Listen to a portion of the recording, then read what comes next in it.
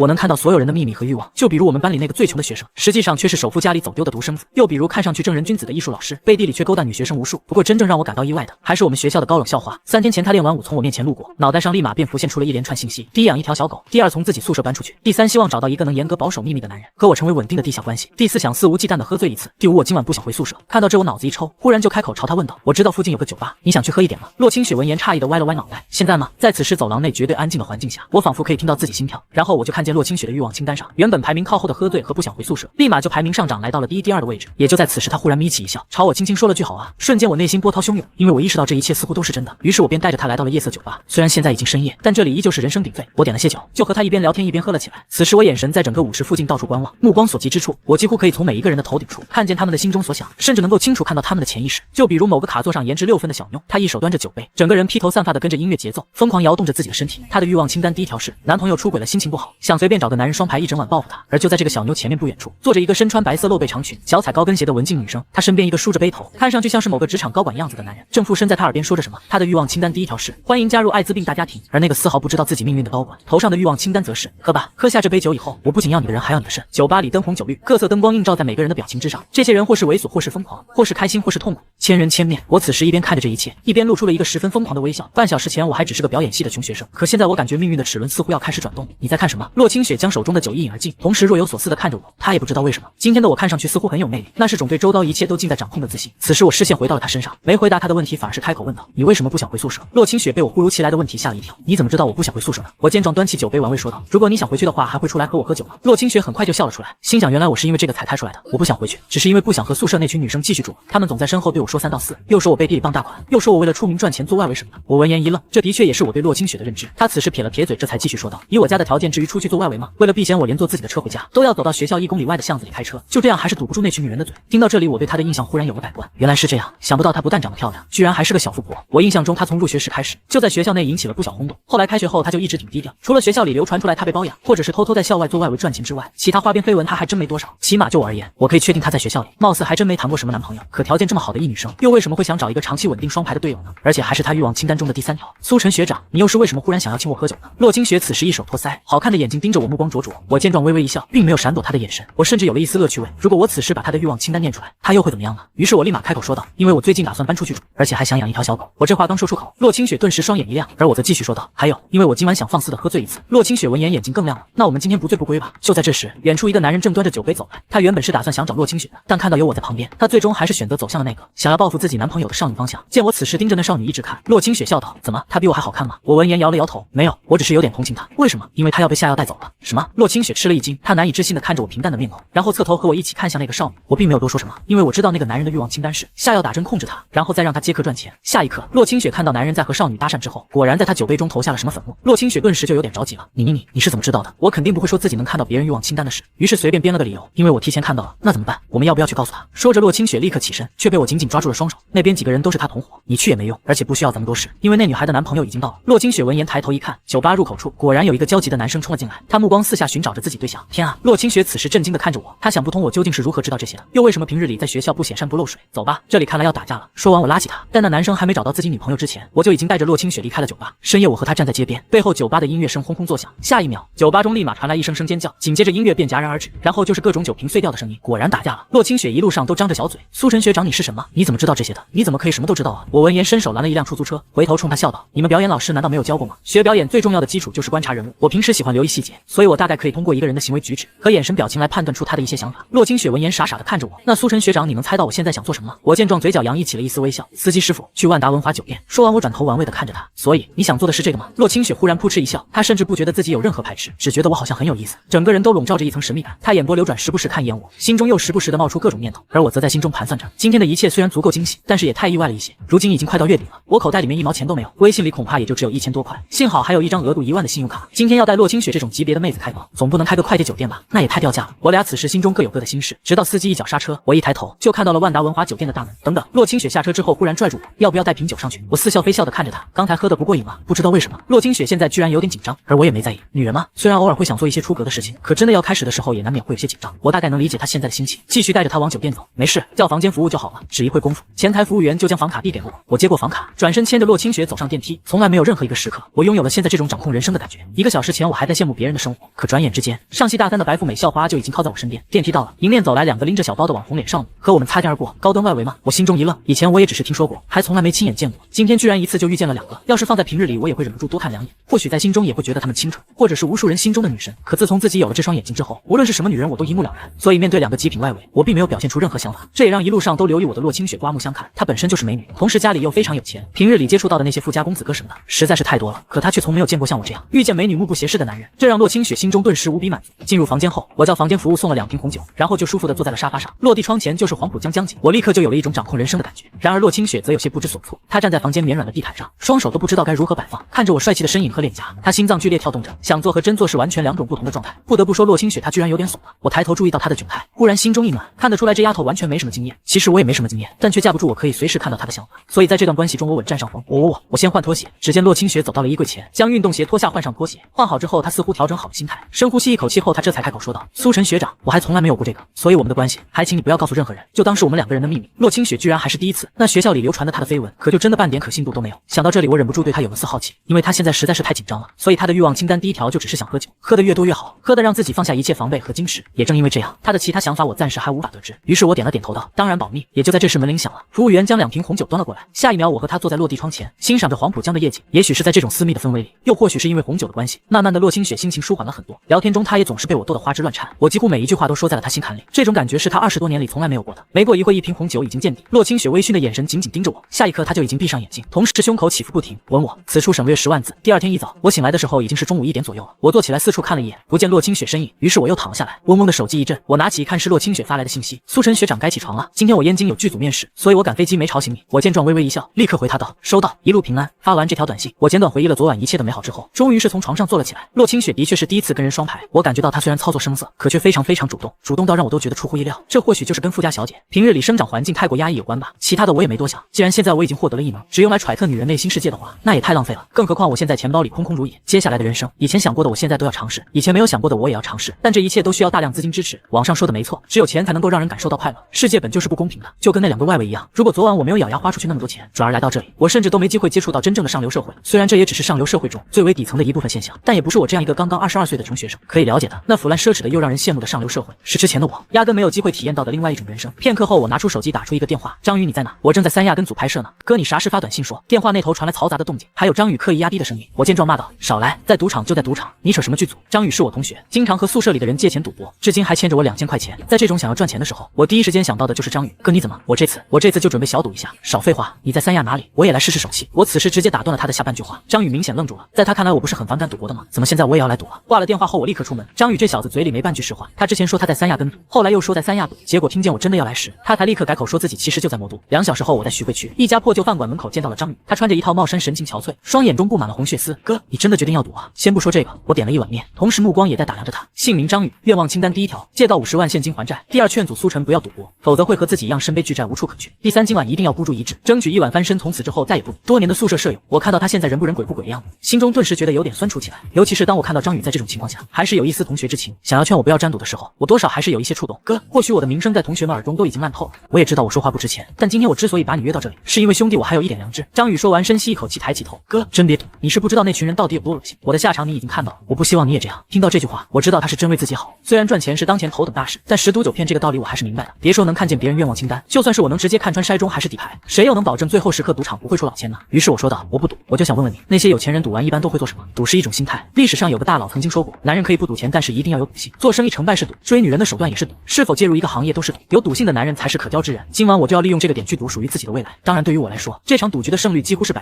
一般不管赢了钱的还是输了钱的，都会到会所去放纵一下。输赢都去吗？对，赢了的要庆祝，输了的想赶走霉运。听到这，我身体往椅子上一靠，不禁感叹到有钱人出来玩还挺讲究。张宇则继续说道：“要说赌，整个魔都的地下场子就没有我张宇不知道的地方。哥，你也算是找对人了。”我此时一边思索着，一边起身离开，身后还跟着唠唠叨叨的张宇。张宇，你现在手上有多少钱？张宇一听钱，立马一脸警惕。你问这干嘛？我见状差点一巴掌拍他脑门上。没本钱咱拿什么赚钱？张宇这时心中都快骂娘了。我这钱不能动了，这是我凑出来要还的，今晚至少也要先还1万，不然人家就要砍我左手了。借我12点钱给你10万，如果赚不到10万砍我的手。我此时丝毫不跟他客气。没过一会，我们就来到一个豪华酒楼门口。哥，我可跟你说好了，这里面的人非富即贵，但凡是个人，千万都不要得罪了。我闻言微微一笑，说了不赌你就安心吧。不知道为什么，张宇此时看着我自信的模样，他总觉得有点心慌。我俩在门口一直等到了晚上8点左右，张宇一直在和我讲一些会所里面的规矩。一到8点，酒楼前面停了一辆又一辆豪车，各式各样的长腿美女缠着一些巨佬从豪车上下来。看到这一幕幕画面，我嘴角的笑意也越来越明显。一进酒楼，一种豪华酒店里特有的清香味扑鼻而来。大厅四周都是正在休息或者交谈的所谓高端人士，他们身边或多或少都站着一两个颜值6、7分的美女。张宇指着酒店电梯后面一个隐蔽门说道：“真正的地方就在下面，门口站着的那2个是安保，想在这里闹事几乎是不可能的。”我闻言点了点头。等待的过程中，我随意打量着大厅里的人，2个大腹便便的中年男人正端着酒杯随意攀谈着。搞笑的是，这2人的愿望清单几乎一模一样，他们都看中了对方的女伴，想要交换，但又不好意思开口，只能互相聊些有的没的。还有一些手腕上戴着几10万名表的人，他们看起来斯文无比，可愿望清单里面都是一条又一条见不得人的肮脏小心思。这种场面顿时给了我一种奇怪的感觉，似乎这里所谓的上流人士越上流就越下流，同时也越不掩饰自己的原始愿望。我俩一直等到大厅里的人进去差不多了，张宇这时从旁边走过来，手里还拿着一瓶红酒，看起来稍显寒酸了一些。他碰了一下我胳膊道：“哥，6000多啊，就这么一瓶。”我点了点头。在经过门口保安检验之后，在侍从的带领下，又通过了一条奢华亮丽的悠长通道，转过拐角，就算是真正的来到了地下大厅。此刻里面已经坐满了人，之前在外面看起来还装一装品味的有钱人，到了这里却好像真正的野兽一般，每个人脸上都写满了各种各样的愿望清单，将近30多个兔女郎式发牌的荷官，下身则穿着超短裙配渔网袜。除了这些之外，赌场里还有许多漂亮的女人们正端着酒杯四处观望，她们像是仰起头的一条条毒蛇。此时赌场的监控器画面中，我和张宇坐在了会所里一个散台上，而坐在包厢里看着监控的江雅文顿时忍不住有些诧异，她是魔都首富江家的独生女，像这种高端的地下娱乐场所，年轻人本来就很少，就算是有钱的富少来玩，她也基本认识，可她却从来没看到过画面中这个男人。同时我们桌上只摆了一瓶6000多的洋酒，要知道这是会所里最便宜的一款，而且进了会所必须消费，等于我们只买了个门票而已，就说明我绝不是什么有钱的富少之类，装大款了。江雅文冰冷又绝美的脸上，此时忽然露出了一丝感兴趣的神色，来骗妹子的吗？不仅江雅文开始对我好奇了，就连会所周围的那些女人们，眼神中也都充满了鄙夷，她们交头接耳着，甚至有个女人悄悄走到我身边说：“小帅哥，6000块虽然不算钱，但也别浪费啊，给我的话，起码能让你开心一整宿呢。”此刻我没有理会这些人的眼神，而是看着周围这些有钱人们的心愿清单。终于我找到了一个目标，随即端起一杯红酒向角落里小隔间走去。此时一名穿着体面的高个瘦男正搂着2个女孩在喝酒。走到近处时，我再次确定了他的清单内容，姓名张斌，愿望清单第1条，手上这批钢牌赶紧出手，哪怕亏一点也不能砸自己手里。第2只剩最后几万块了，今晚我最后挥霍一下。第3，如果1个礼拜内还不能出手的话，我就只能躲回老家种地了。此时我自然而然地坐到了他旁边。张斌皱了皱眉，本来就是最后的放纵，居然还有不懂事的小屁孩来打扰兴致，有事吗？我回他，介不介意让你身边的公主先离开一下？张斌有些不悦，有事你就说是。我叹了口气，我是为了不要让你在美女面前丢脸。张斌有点生气，坐直了身子，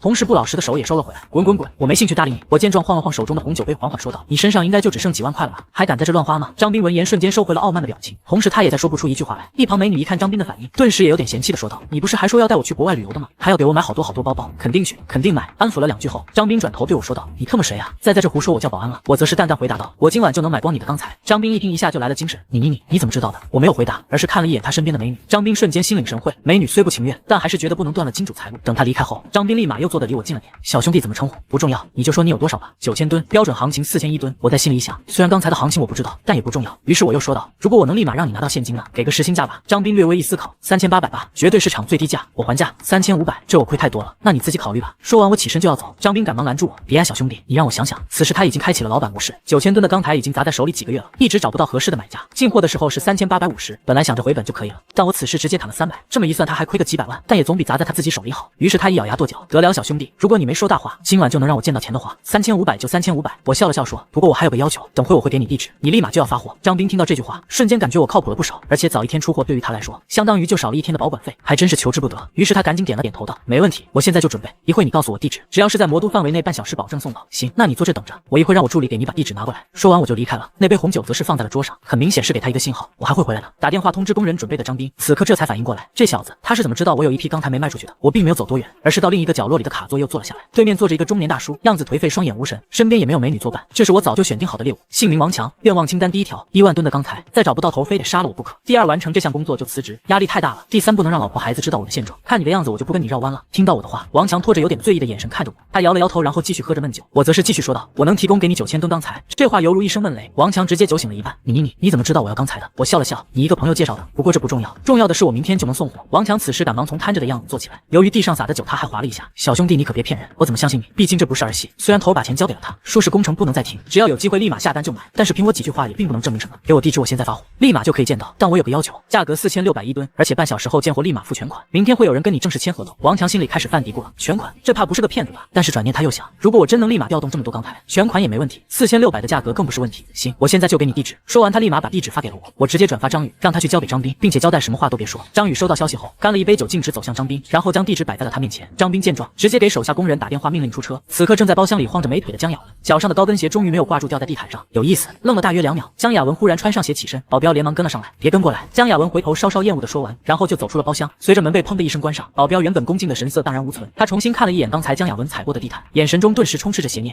再给你2天时间，2天后我要你跪下来求我。说完后，他将脸上的狰狞隐藏下去，继续远远看着江雅文，一步一步走向我所在的方向。其实除了江雅文以外，场内的几个外围女也一直在观察着我。其中坐在会所大厅最内侧的2个少女，看到我之后，就好像看到了今晚油水最多的猎物。这是一对双胞胎少女，陆妍希和陆妍萌。和其他那些衣着暴露的外围女不同，这对双胞胎穿得非常有品味。换句话说，别的女人来这里都是希望可以揽客，但她们2个看起来更像是有钱的富家小姐跑出来玩闹一般。2人看起来年纪并不大，约莫也就20岁出头的样子。姐姐陆妍希穿着一件普通的白 T 恤，搭配细腿的牛仔裤和高跟鞋。妹妹陆妍萌也是一样，她们算得上是整个地下赌场中的花魁级别，虽然远没有江雅文那么绝世而独立，可放在其他任何女人面前都不差。看2姐妹现在的眼神，很明显已经对我升起了浓厚的兴趣。原来2人从一开始就悄悄跟在我旁边，一人一桌就坐在我隔壁。对于新鲜的面孔和猎物，她们总是非常上心。2个人女人此时互相一笑，刚准备向我所在的桌子走去，脸上的笑容就很快僵硬了。下一刻，她们就看见散台之中那不论面对谁都是冰山一样的江雅文，正从自己的专属包厢里缓缓走出，而她的方向正是我桌子的位置。不一会，她径直坐在了我那桌散台上，然后盯着我目不转睛。此刻我也感觉到有人在暗中观察自己，直觉的回过头就看见了坐在自己桌上的江雅文，但我没有多管，而是继续坐在这里，看着自己眼前的中年男人。我俩相顾无语。中年男人心里现在极其没底，如果我说的是真的，那几乎就是救了他一命；但如果是假的，他之后的路就真不知道该怎么走了。半小时很快过去，这边终于是传来了中年男人激动的声音：“这是1000万，小兄弟请查收。”见到这幕，陆妍希和陆妍萌一咬牙，半小时做成的生意就赚了将近1000万，就算是善于创造奇迹的股票市场也不太可能吧？世界上唯一2种有可能发生这种情况的地方，一个是彩票兑换中心，另外一个就是赌场了。姐，你别多心，江雅文是什么人？他怎么可能会对那小子感兴趣？所以只要不是他男人，那就无所谓。陆妍萌这时一咬牙，手指捋过了额间秀发，牵着陆妍希的手就向我走来。可以说一时间，2姐妹和江雅文的目光都集中在了我身上，而此时收到我打款的张斌，双手更是直接颤抖起来。小兄弟，你真是我救命恩人，以后有需要哥的地方，不对，今天开始你就是哥，以后只要有什么能用得上老弟我的地方，就给我打电话。说着，他递给我一张名片，然后弯腰鞠躬转身离开。看着张斌离开的身影，张宇惊呆了。自从3年前他第一次踏入这里开始，还从来没有感受过这么多钱是什么概念。也就在这时，我已经看见江雅文向自己走来。像她这种女人，究竟又会有什么样的愿望清单呢？下一秒，我拿出手机直接给张宇发了100万过去，拿去还债，算是我借你6000块买红酒的利息。张宇见状浑身一震，下一刻他什么也说不出来。好了，今晚你好好玩一玩，好好看看其他人的人生吧。说完我挥了挥手，虽然我自己并不以为意，可其他所有人此时都已经眼红了。我天，这小帅哥这么豪爽，今天只要能陪他一下，恐怕都能捡个1-2万吧。此时穿着黑色露背长裙的江雅文终于是走到了我们面前，其他人回头看了他一眼后纷纷识趣让道，有意思，老爷子的孙女亲自下场来找他。啧，如果发现这小子搞什么猫腻的话，那他不就完蛋了吗？完蛋什么？能和江雅文这种级别的女人坐一个桌上，他就是做鬼恐怕也能笑出声吧。四周的人们此时或是羡慕，或是幸灾乐祸，而陆妍希、陆妍萌这2对双胞胎也已经悄悄地站在了我身侧。除了江雅文之外，他们不输在场的任何女人。我见状忍不住笑了，换成是昨天的现在，我不会对这些女人有任何非分之想，但现在一切都不同了。姓名江雅文，愿望清单第1条，解决会所目前最大的危机；第2，探索面前这小子的秘密。毫不犹豫的，我在等待他先开口的时候，就已经展开了江雅文所有的愿望清单，和其他人大不相同。可以说这短时间内，我浏览了这么多人的愿望清单，但却只有江雅文的最为简单，像是洛清雪这样的校园女神。截止上一次我和她在一起的时候，她的清单列表里足足有50-60条，身边的老同学外加好兄弟张宇，清单里也有30多条，平均下来，基本上所有男人差不多都在30条左右，而女人们则普遍是60条左右。唯独我现在面前的江雅文只有4条。第3条，如果我非要结婚，那么结婚前我要和随便哪个男人去一次远游，将自己第一次交出去，然后在结婚后公之于众，让那个想要染指自己的男人，整个家族都蒙上洗刷不尽的羞辱。第4，做完这一切，在茫茫大海上结束自己短暂的一生。看完这一切，我再次抬头看向江雅文那绝美动人又异常冰冷的面庞，同时心中有些难以置信，这女人难怪愿望清单列表里的内容这么少，原来她想自杀。哥，感觉要出事啊！这时我耳边传来了张宇的声音，我则是依旧看着江雅文，不管是因为什么，江雅文的一双美眸此时就那么玩味的看着我，因为我从她出现的那一刻开始，就从来没有逃避过她的目光。有趣，怎么称呼？她忽然一笑，这一笑不打紧，周围所有男人都差点因为这一笑而腿软。确认了自己卡里的余额后，我忽然伸了个懒腰，从椅子上站起来，淡淡说了句走了，没意思。什么？江雅文跟他说话，他居然这么不给面子，还想不想活了呀？不管其他人诧异的目光，我拍了拍自己身上穿着的廉价衬衣，张宇，去开房，今天咱们好好潇洒一下。好嘞。对于张宇而言，我现在就算是叫他跪下磕3个响头都行。此时对面的江雅文压根就没想到我居然会这么不识趣，玩我是吗？可我依旧不理他，只是在身边环顾了一圈，自然而言就看见了陆妍希、陆妍萌2个姐妹来的正好。我心想着，立马就开口说道，我让兄弟在楼上开个房，你们要不要一起上去喝点红酒？说完，我目光上下打量着2姐妹。陆妍希一愣，随后忽然扑哧一笑，小哥哥，你是不是胃口有点大了？你确定要我们2个吗？他话还没说完，妹妹陆妍萌已经笑着答应了，好啊，只是聊聊天哦。我见状嘴角一弯，有钱的感觉原来是这样。随后我挑衅似的看了眼微微发呆的江雅文，这才一手搂着姐姐，一手搂着妹妹，转身径直离开了会所大厅。我走后的半分钟内，会所大厅鸦雀无声，所有人都目瞪口呆，这也太放肆了吧。半晌后，江雅文总算是不吃惊了，顺便也把目光从我离开的地方收回。他心中对于我已经有了大致判断，虽然他不知道我是怎么能够知道赚钱的消息的，但他却知道肯定不仅仅只是因为运气好，年轻帅气有魄力，而且给起钱来的样子丝毫不像个没见过钱的穷小子。这就说明我绝对不是表面上看到的这么简单，更重要的是在我眼神中，他只感觉自己好像不着骗女一般，被我从内到外看了个透透的。一片安静之中，江雅文嘴角的笑容越来越浓郁，我就不信了，凭我的相貌和身材，免费送你，你还会不要吗？另一边我搂着姐妹花走出赌场，张宇满脸兴奋，他现在卡里有100万多一点，去了50万高利贷还能剩下不少，房卡在这里，我就住你隔壁，有什么事直接招呼。说着，他递给我一张纯黑色的贵宾房卡，然后搂着一个不知道什么时候找来的外围，直接上了电梯。几分钟后，我带着2个双胞胎走进了张宇帮自己开好的房间。房间很大，装修也很前卫，处处都透着奢华气息。陆妍希走进房间后，随手将包扔在了沙发上，一只手扶着墙，另外一只手将脚上的高跟鞋脱下，扔在了我面前。然后姐妹俩就脸上带笑坐在了我正对面。先说好，只是喝酒哦。陆妍萌此时微微翘起嘴角，像我这样有钱的公子哥他们见多了，往往越是这样，那群公子哥就越想从心理上征服他们。现在面对我的时候，两姐妹故技重施，行为举止之间会无时无刻的勾着我，可身体却在永远的拒绝我。一般男人很难抵挡得住，可惜这2个女人的心机，此时全部被我看得一清二楚。我起身从冰箱里取出一瓶红酒，一边醒酒一边嘴角带笑的看着他们。姓名陆妍希，愿望清单第1条，能够亲眼看着妹妹嫁给他爱的人。第2，在海边拥有一套房子，有足够的钱开一个花店，度过平凡的一生。我大概看了几眼，下面的几10条清单内容大多都是不重要的，像是要买什么鞋子，或者是什么牌子的包包之类。姓名陆妍萌，愿望清单第1条，希望遇到一个不贪图自己美色，而是真正喜欢自己灵魂的男人结婚。第2，帮姐姐凑够她需要看病的费用。第3，狠狠宰一下眼前这小子，一看他就很有钱的样子。看到这我有些无语，姐姐的愿望清单感觉还不错，起码看起来就不像是坏女人。可妹妹的第3条清单就让我一脸无奈了，我看起来就那么像没脑子的傻富帅吗？还想狠狠宰我一顿？但她的第2条清单却引起了我的兴趣。我很快就明白，应该是姐姐陆妍希得了什么不太好的病，所以姐妹2个才会到这种地方来赚钱。不过我知道了也就知道了，目前我对他们暂时还没什么兴趣。我感兴趣的就是现在正在楼下做着激烈思想斗争的江雅文而已。现在我要做的就是和2姐妹聊聊天，喝酒，安静的等江雅文找上自己罢了。我唯独不知道的就是江雅文什么时候才会来。2小时后，酒店地下包厢内，原本冷若冰霜的江雅文，此时看起来却有点焦急，是时候找机会去找她了。江雅文咬了一下自己下嘴唇，还是再等10分钟吧。10分钟后我就找个机会溜上去。江雅文此时已经做好了准备，大不了进房间的时候就看到2女1男躺在床上的样子，反正她也已经决定，那就无所谓，豁出去了。想着她用余光看了眼守在门口的保镖，同时她将双脚的高跟鞋脱下，换上了一双纯白色棉布拖鞋。李鬼，刚才我可能把订婚戒指落在了桌子上，我要去找找。10分钟一到，江雅文猛地站起身子，同时装作真的丢了戒指一般。小姐，你还是就在这里待着比较好，我去帮你找。那名叫李鬼的保镖立刻看了眼监控，然后转身向那张桌子走去。江雅文则轻轻将黑色露背长裙的裙摆捏在手中，露出了好看洁白修长的没有一丝赘肉的大长腿。刚才她已经偷偷问了楼上酒店的侍从，得知我就在2119号房。眼看着李鬼走向了桌子，江雅文悄无声息地从包厢里走出，然后直接从后门离开。与此同时，2119房间之中，姐妹花的身影早就已经不见。1小时前那瓶红酒就已经喝完了。我因为要等江雅文的原因，所以留下联系方式后就打发他们离开。走的时候，姐妹花莫名其妙，因为自从他们进入房间后，我都一直是彬彬有礼的和他们喝酒聊天，好像和之前在会所里放肆的那个我完全是2个人一样，这也让他们非常失落。直到坐在电梯里下楼的时候，他们还在认真的思考一个问题：难道是我们的魅力不够吗？还是他不行？同时坐在房间中百无聊赖的我，此时拿起了手机，和刚刚面试结束的洛清雪聊起了天。你在干嘛？我回道：吃东西，然后准备看看电影。呸！你是不是又准备勾搭别的小姐姐？没有，我真准备看电影。说完我叹了口气，男人嘛，撒谎要成为一种常态，越有钱的时候撒谎就要越自然。哼哼，那你好好看吧，要想我。洛清雪还在这句话的末尾配上了表情。我一想到昨晚和他双排的样子，顿时口干舌燥，但我嘴上还是说道：凭什么想你？我们又没什么关系。5分钟后，洛清雪回了消息，姓苏的，你给我听好了，从今天开始你就是我的秘密双排队友，我们就是这个关系。看到这句话我不由一愣，这白痴丫头这么说，自己还真帮她实现了清单中的愿望吗？我摇头轻笑，刚准备回消息，下一刻我就愣住了。2119房间的门被敲响，我只好走到门口，刚开门就看见无数人求而不得的江雅文，果然自己送上了我的大门，现在就俏生生的站在我面前。江雅文此时微微喘着气，她可不像刚才的姐妹花那么多小心思，从小到大的性格都是直来直去的。我开门之后从头到脚打量了一遍她，同时嘴角挂起微笑。江小姐，有事吗？刚才那对姐妹花你……江雅文调整了下自己呼吸，眼神向我身后瞥了几眼，就算她已经做好了准备，可还是不太想真在我房间里看到那2个和她不是一个级别的女人。你来的正好，他们刚走，我知道江雅文已经准备实施她所谓的计划，所以我侧过身子将她让了进来。关门之后我靠在上面，表情似笑非笑。她走进房间后，端起桌子上我没喝完的半杯红酒一饮而尽，随后在我目光之中，她将自己披着的长发扎起，露出了好看的一字形锁骨。怎么，有什么事吗，江小姐？我又问了一遍。她深深的吸了口气，这才看着我开口道：你想和我双排吗？想。我实话实说。那你带我走，我给你1天时间，你想怎么样都行。江雅文说完挑衅的看着我，你敢吗？这时我分明看到江雅文的愿望清单第1条已经更新了，结婚前和眼前的这个渣男度过疯狂的1天，如果可以怀孕的话，那就更完美了。看清江雅文的愿望清单后，我不由得一阵无语，看来不管自己到底有没有干坏事，这个渣男的名头是已经坐实了。通过江雅文的愿望清单，我大概能了解到一点他目前所处的环境，那就是他已经和某位魔都大人物订婚了。或许他嫁给了这个人后，就可以挽救自家赌场，但就和他那冷若冰霜的形象一样，这样一个雄鹰般的女人，又怎会那么轻易的任人摆布？所以他才想出这样一个疯狂的报复计划。就算是要嫁给那个男人，他也要让他蒙羞，让他从此头上戴上一个一生也抹不去的绿油油帽子。有趣啊！看着面前的冰山美人，我从口中缓缓吐出了这2个字。不过如果完成了江雅文目前的愿望，我又可以获得多少欲望积分呢？想到这里，我索性露出一副纨绔子弟的模样，说道：如果我想带你走，是不是也就意味着现在这种情况咱们就需要跑路了？江雅文闻言深深吸了口气，她好看又迷人的锁骨微微起伏。对，去一个没人可以找到的地方，然后我就是你了。不过说着，她将脸颊旁的秀发挽到耳后。24小时后找人送我回来。我的目光自下而上，从她脚踝慢慢移了上去，看到她紧紧捏在手中的黑色裙摆道：换件衣服吧，你这身可能不太方便。好。江雅文说完，双眼注视着我，同时眼神里没有丝毫退缩。很多时候男人和女人之间就是一场博弈，谁要是输了，以后或许就会一直输下去，这种事对江雅文来说是绝对不可以忍受的。于是当着我的面，她将黑色的露背长裙直接褪下。虽然她表面看上去十分随意，但我还是可以看到她此时皮肤上微微出现的鸡皮疙瘩。我微微皱眉，你最终还是会紧张的，又何必装作那么无所谓呢？江雅文也不甘示弱，那你最终也还是要得到我的，为什么现在却选择不看呢？江雅文换好睡衣后再次次抬头问我，现在他们估计已经开始找我了，你有什么打算？此时我靠在沙发上，想在江雅文的地盘带她跑路，还是有点难度的，因为最熟悉这里的不是我，而是他。你有车吗？没有。江雅文说完白了我一眼，从小到大他都配有专门的司机，方向盘他都没摸过一下，我是偷偷跑出来的。我那个保镖应该已经在四处找我了。按照他的习惯，一旦确定了各处的监控设备，发现我并没有离开酒店的时候，就立刻可以顺着酒店的监控知道我进了你房间。这段时间大概只需要10分钟。说着他抬起皓白的手臂，看了看自己的名贵手表，不出意外的话，留给你的时间现在只剩3分钟了。江雅文表面上不急不慢，可其实已经要急得不行了。如果今天他没有机会跑出去，那以后对他的监视就会更加严格，或许他就再没有机会去实施报复了。江雅文说完后，房间里的空气都几乎快要凝固，而我此时却在心中和系统沟通着，利用之前帮洛清雪完成愿望的积分抽奖，抽奖开启，恭喜宿主获得神偷技能，恭喜宿主获得格斗精通技能，恭喜宿主获得威龙不加敌一辆，恭喜宿主获得身材改造药水。系统说完这一切后陷入沉寂，我也总算松了口气。下一刻我就感觉脑袋嗡的一声轻响，随后海量的技能信息瞬间涌入大脑。走吧，带你去兜风。说完我从沙发上站了起来，向江雅文伸出了右手。与此同时，隔壁张宇正躺在豪华大床上，今天对于他而言像是在做梦一样，看着账户里还剩下的几10万余额，他心中思绪万千。不一会后，他拿着自己的银行卡走出房门，刚出房间就正好看见我从房间里出来。哥，我正准备找你，怎么样？那姐妹花是不是贼带劲？说完他脸上露出男人才懂的笑容，可下一刻他的笑容就僵在了脸上。他本以为我身后走出的会是陆妍希或者是陆妍萌其中一个，其实就算是2个人同时出现，张宇也不会觉得奇怪。可现在他却好像被人掐住脖子一般震惊。哥，你，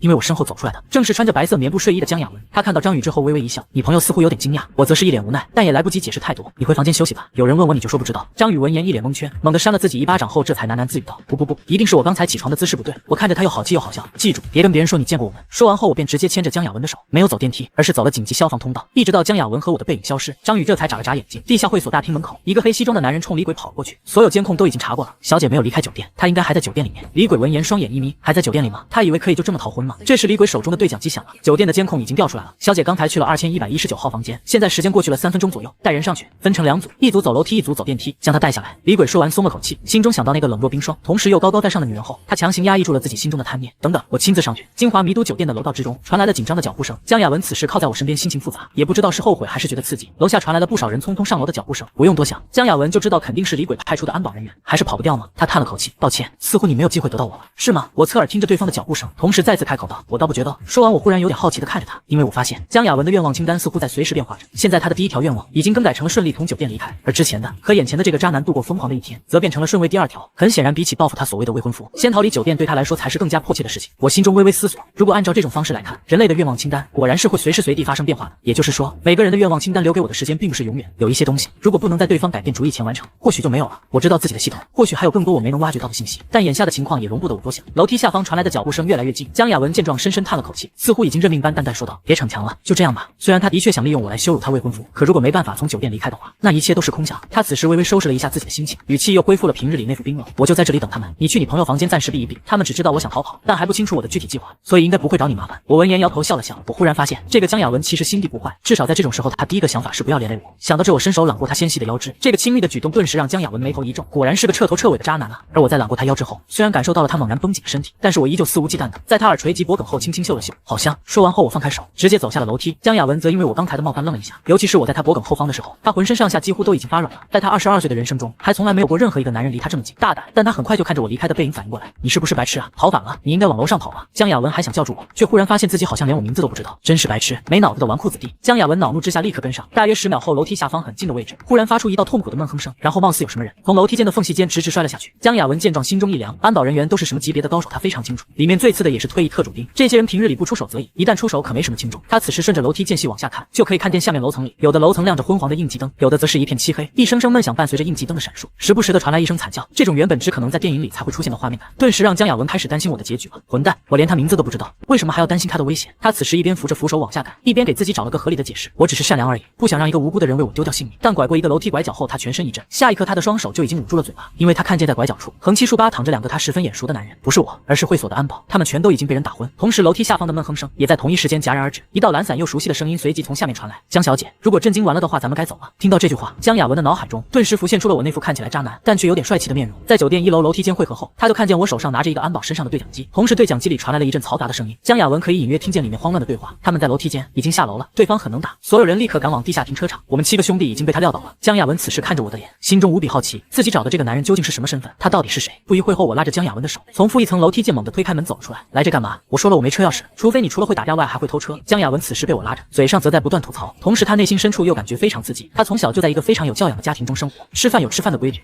睡觉也有睡觉的规矩，可以说江雅文20多年来每天的生活几乎几乎都是一模一样的。起床、吃饭、学琴、学赌、学舞蹈、学礼，一切的一切都是为了将她塑造成别人的完美妻子。过完了今天、明天还会是这些内容，所以也养成了他内心中渴望打破规矩生活的憧憬。而眼前的刺激，则是他在梦想中期盼了无数次的场景。如果能逃出去，我还会对他做更多想象之外的事。一想到这里，江雅文的心脏就开始砰砰跳动。他睡衣中一直藏着一个针孔摄像头，今天他所有的计划里，这个摄像头才是最重要的东西。不管我将在接下来的24个小时内怎么折磨他、侮辱他，他都会通通记录下来，而且是越屈辱越好。也只有这样，当他所谓的未婚夫在新婚夜看到这段视频，那顶绿帽子才够大够震撼。至于他自己呢，早就无所谓了。反正做完这一切后，他就会身穿着象征圣洁的白色纱裙，在一艘飘在海洋深处的帆船上结束自己的生命。关于江雅文此时的内心想法，我并不知情。来到地下停车场后，我就一直在寻找着系统给自己的布加迪威龙，但这里的车实在太多了。片刻后，停车场最深处忽然传来一道悦耳的汽车解锁声音。原来你有车呀！江雅文此时抱着双臂道，就是有点脏了。我没说话，而是收起了车钥匙，一手拽在保护罩上，然后猛地往下一拉，紧接着一辆崭新的银灰色布加迪威龙就出现在了我俩面前。我两步上前，轻轻拉开了副驾驶车门，假装绅士的做了一个请的手势。一辆代步车而已，见笑了。看见我此时渐渐的模样，江雅文恨不得直接咬掉我耳朵。这家伙身后果然是有背景的。我俩很快就上了车。此时大约10几20个安保人员已经全部冲到了地下停车场，江雅文的专属保镖李鬼也在其中。他犀利的眼神此时四处寻觅着，同时还想要语言攻势击溃江雅文的防线。小姐，你不用躲了，不管怎样你都没办法离开的。见自己说完这句话后，地下停车场还是没有丝毫动静。他又再一次开口道：老爷子已经暴怒了，如果被陈家知道你在新婚前几天居然跟别的男人私奔的话，你也知道将会给他带来什么样的后果。对了，老爷子还说了。李鬼此时稍稍沉默了一下，这才说道：他说不论如何，你和陈家的婚事已经是定局，就算你死，他也会把你的尸体送给陈家。这句话说完后，原本吵闹的安保们也都纷纷一愣。他们为生活所迫，不得不依附豪门，原本以为见多了那些肮脏勾当，但这一句话还是让这些安保们心中一冷。豪门中真的只有利益没有真情吗？一片寂静里，停车场的角落忽然亮起了一道刺眼的光芒，紧接着便是引擎轰鸣声，似乎是在对李鬼刚才最后一句话表达他的愤怒。这时，李鬼猛地转向了引擎声来源之处，随后他就看到了一辆银灰色布加迪由远及近，感觉瞬息间就要碾过他身体。他想要闪躲，可却没有任何反应时间，只来得及抬起胳膊，直到刺耳的刹车声响起，流线型的优美车身刚好停在了他面前半米的地方。李鬼额头上的冷汗已经滑了下来，他努力迎着炫目的车灯向车内看去，视线模糊间，他隐约看到车里坐着一个英俊的男人。我此时嘴角带着一丝玩味的微笑，一把搂过了副驾驶的江雅文，通过我的嘴唇，李鬼看到我分明在说有种不要躲，然后引擎声再一次轰鸣，他怂了。这一次他飞快向右侧扑倒，在地上滚了好几个圈，黑色的西装上还有头发上满是灰尘，而那辆银色的布加迪早已疾驰而去，只留下了地下室中四处弥散的灰尘。他大爷了，他到底是谁？李鬼瞬间暴怒，他暴怒的原因是对方挑衅自己，还有另外一个原因，则是对方居然当着他的面搂过了和陈家约好终究会属于他的江雅文。给老子追！一声暴吼后，李鬼瞬间从地上爬了起来，冲着身边的安保们大喊道：把小姐给我抓回来！